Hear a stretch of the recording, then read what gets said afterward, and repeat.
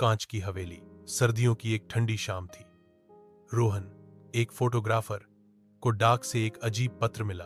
आपको कांच की हवेली में फोटोशूट के लिए आमंत्रित किया जाता है।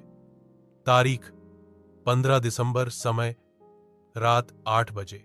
रोहन को यह सुनकर हैरानी हुई, क्योंकि वह हवेली सालों से वीरान पड़ी थी। गांव वाले कहते थे कि वहां 50 साल पहले आग लगी थी, जिसमें हवेली की मालकिन राजेश्वरी देवी जलकर मर गई थी, लेकिन उनका शरीर कभी नहीं मिला।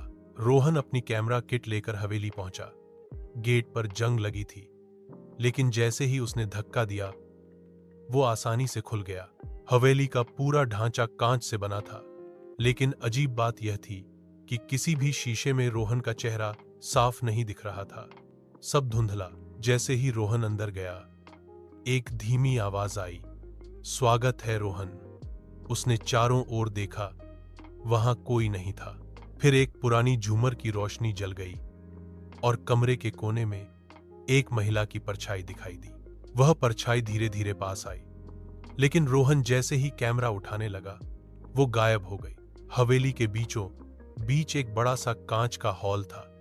जैसे ही रोहन ने अपने कैमरे का फ्लैश चलाया, कांच की दीवारों में अजीब दृश्य दिखने लगे। लोग नाच रहे थे, संगीत बज रहा था, और बीच में राजेश्वरी देवी खड़ी थीं, लाल साड़ी में, लेकिन उनका चेहरा आधा जला हुआ था।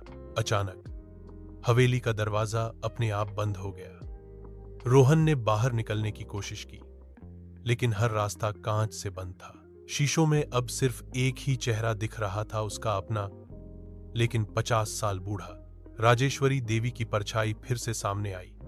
उन्होंने कहा, मेरी आखिरी तस्वीर खींचो और हमेशा के लिए यहीं रह जाओ।